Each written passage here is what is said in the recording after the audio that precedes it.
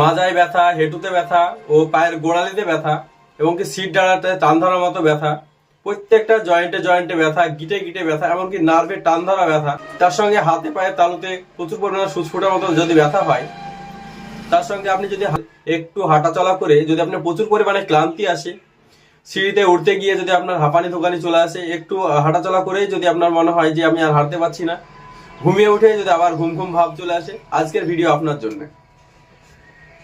আজকে ওষুধ ছাড়াই ঘরোয়া এই সমস্যা থেকে আপনি পুরোপুরি সমাধান পেতে পারেন। এই সমস্যাগুলি হওয়ার পেছনে মূল কারণ হচ্ছে ক্যালসিয়ামের ঘাটতির কারণে আপনার হেঁটুতে ব্যথা, মাজায় ব্যথা, পায়ের গোড়ালিতে ব্যথা ও শিরদাঁড়ায় ব্যথা হতে পারে। এছাড়াও নার্ভের সমস্যার জন্যও হাতে পায়ে সুচ ফুটানো ব্যথা, মাংসপেশিতে খিল ধরা এরকম সমস্যা হতে পারে। তাহলে আজকে এখন বলি যে ঘরোয়া উপায়ে ওষুধ ছাড়া কিভাবে আমরা এই সমস্যা থেকে কিভাবে পুরোপুরিভাবে মুক্তি পেতে পারি। আজকে 4টে বীজ নিয়ে আলোচনা করব এবং 4টে বীজ যদি আপনি ঠিক করে ব্যবহার করেন আমার কথা মতে, তাহলে দেখবেন যে আপনার ক্যালসিয়ামের ঘাটতি, নার্ভের সমস্যা ও শারীরিক দুর্বলতার যে সমস্যা আছে সেটা 4-5 দিনের মধ্যে আস্তে আস্তে আপনার এই সমস্যার সমাধান হতে শুরু করে। তাহলে আপনি আগে জানার চেষ্টা করুন।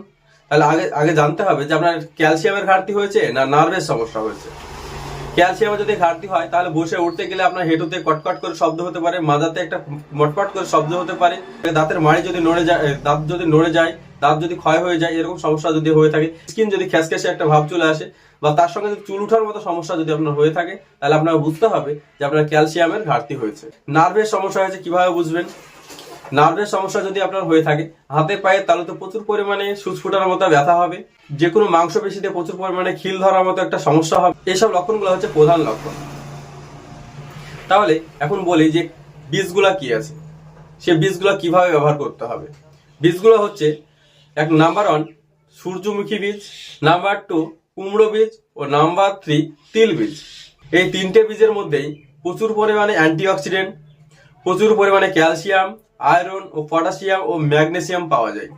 আমাদের মানব শরীরে শারীরিক দুর্বলতা, ক্যালসিয়ামের ঘাটতি ও নার্ভের সমস্যা ও নার্ভের ড্যামেজ সারিয়ে তুলতে প্রচুর পরিমাণে গুরুত্বপূর্ণ ভূমিকা পালন করে থাকে। তাহলে এখন জানতে হবে যে আপনার খাওয়ার সিস্টেম কি, আপনি কিভাবে খাবেন। এই বীজগুলোকে আপনি 3টে বা 4টে বীজকে 50 গ্রাম পরিমাণে, 50 গ্রাম করে 3টে বীজকে 50 গ্রাম করে আপনি নিয়ে নেবেন এবং হালকা করে ভেজে নেবেন। এই 3টে বীজকে একসঙ্গে ভেজে নেবেন, 3টে বীজকে একসঙ্গে ভেজে নেবেন এবং ভাজার পরে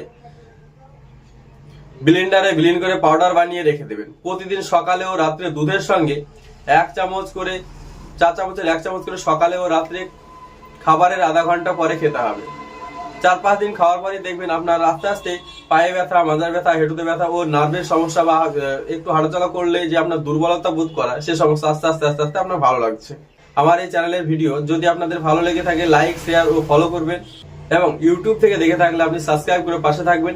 এই চ্যানেলে হেলথ রিলেটেড সকল ভিডিও আপলোড করা হয়, আপনাদের অনেক উপকার আসবে, অনেক কাজে আসবে। ধন্যবাদ, ভালো থাকবেন।